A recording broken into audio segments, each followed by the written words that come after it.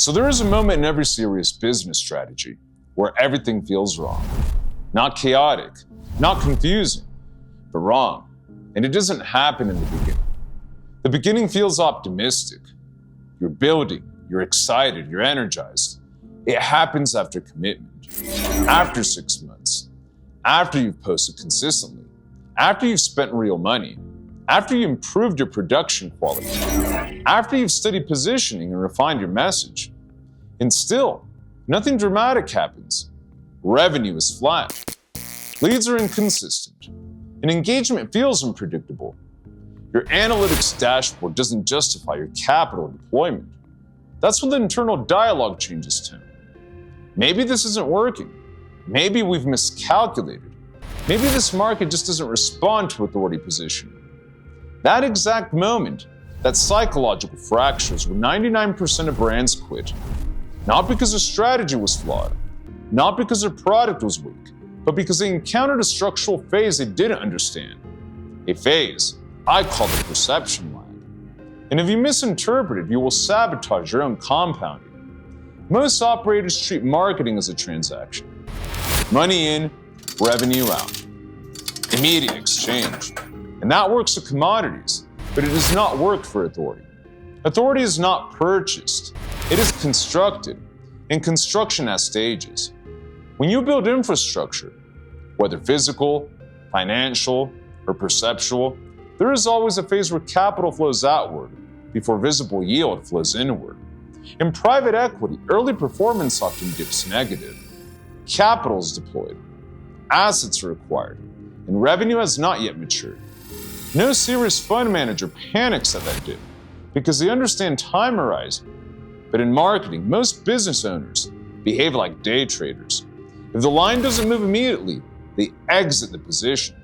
And that guarantees it will never experience compounding. There is a metaphorical graveyard in business. It is filled with strategies that would have worked if they had been given enough time. This graveyard is not filled with bad ideas. It is filled with prematurely abandoned ones. Month 6 arrived. You spent $10,000. You've published 30 pieces of content. You've tested multiple creatives. You've refined hooks. You've improved your landing page. And the market response is underwhelming. Doubt enters. You start auditing the premise. Maybe the niche is wrong. Maybe the message is too intellectual. Maybe people don't care about authority. They just want quick wins. But here's a structural reality. Compounding systems cannot be evaluated linearly, and most operators are conditioned to expect linear feedback. That condition destroys patience. The perception lag is the delay between your output and the market updating its perception of you. Perception does not shift instantly.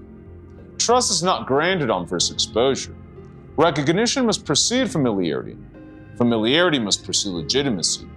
Legitimacy must precede authority. Authority must precede preference. Preference must precede revenue. That sequence cannot be skipped. You can accelerate exposure, but you cannot bypass psychological formation. This is not motivational language, it is cognitive reality. The invisible work being done. When someone sees your brand once, it barely registers. Twice, slight awareness. 5 times, recognition. 10 times, familiarity. 20 times over several months. Legitimacy begins forming. The human brain is pattern sensitive. Consistency signals safety. Safety reduces perceived risk. Reduced risk increases willingness to engage. Engagement precedes transaction. The difficulty is that you do not feel this process happening because it happens inside other people's minds, silently, gradually, until one day they reach out. And it feels sudden, but it wasn't sudden. It was cumulative.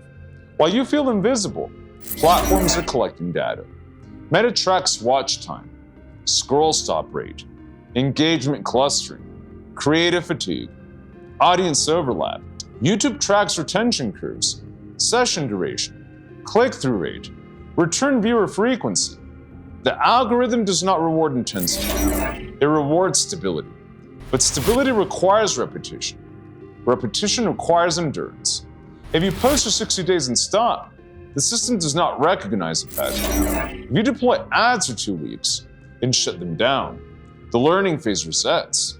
Compounding requires continuity, and continuity feels unrewarded until it doesn't. Here's where things become operational. Most brands run ads expecting immediate revenue. They deploy 2,000, 3,000, sometimes 5,000. When the leads don't flood in, they conclude the market isn't responding, and they shut everything down. That is not strategy. That is emotional spending. The first 3,000 to 5,000 of ad spend should not be evaluated as a scaling campaign. It should be evaluated as a diagnostic campaign. You are not buying customers. You are buying behavioral intelligence. If you treat early ad spend like tuition, rather than profit extraction, your entire decision-making framework changes. Now let's walk through this properly. You structure 2 campaigns with controlled variables. Campaign A, broad real estate-related interests, ages 28 through 50. Standard geographic targeting. Now Campaign B has high-value zip codes, layered investment-related behaviors, luxury property signals, luxury lifestyle interests, frequent traveling, ages 35 through 60, narrowed geography aligned with capital density. Yet the creative is the same, and that matters. Because if you change creative and audience simultaneously, you cannot isolate performance variance. Now you deploy 5,000 across both. You give it 30 days. You do not panic after week 1. After the learning phase stabilizes, you evaluate performance. Campaign A click-through rate of 0.8%. Cost per click, $3.10. 50% retention, 14%, and the conversion rate, 0.6%. Now Campaign B has a click-through rate of 2.3%. Cost per click, $1.35. 50% retention, 42%, and a conversion rate of 1.8%. The result is not explosive revenue, but it is clarity. Attention density is concentrated in wealth proxy environments. Retention is significantly higher. Cost efficiency improves. Now you know something you didn't know before. Your intellectual positioning resonates more strongly among capital-aligned demographics. That is a strategic intelligence. Yet there is another mistake most operators make during this phase. They obsess over cost per lead. They see a $100 cost per lead and panic. But cost per lead by itself is not an economic metric. It is a surface metric. If a lead costs $100, but converts into a $5,000 retainer, or results in closing a real estate deal on a $5 million home, it is efficient.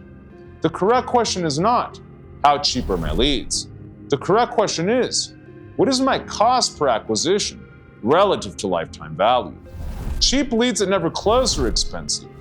Expensive leads that close into premium contracts are leverage. When you are building authority, your goal is not to attract the most clicks. It is to attract the highest economic alignment. And higher tier prospects almost always cost more to acquire. Most brands see low initial conversions and conclude the messaging isn't working. So they shut off the campaigns. They pivot tone. They change niche. They dilute position. They reset momentum. And in doing so, they destroy the compounding process that was just beginning to stabilize. They never let the system mature. Real authority building requires iterative calibration. Month 1, you deploy. Month 2, you extract audience and creative intelligence. Month 3, you refine your targeting and messaging. Month 4, you narrow demographic concentration. Month 5, cost per click drops because the system understands their pattern. Month 6, retention stabilizes. Month 7, inbound begins increasing. Month 8, conversion quality improves. Month 9, momentum becomes visible. But see, here's the problem. Most brands quit at month 4, right before refinement begins to pay. They confuse slow build with structural failure. But they were still in calibration. Authority is not abstract. It forms in measurable layers. The market becomes aware of your existence. This stage is shallow. It carries no weight. But without it, nothing follows. Recognition requires repetition. One exposure does not create recognition. It creates noise. Your name, your visual identity, your messaging pattern, they become familiar. Familiarity reduces psychological friction. The brain favors what it recognizes. But familiarity alone does not create trust. It simply reduces resistance. And most brands operate here. They post sporadically. They appear and disappear. So they never accumulate density. So familiarity never matures into legitimacy. Legitimacy is where perception shifts.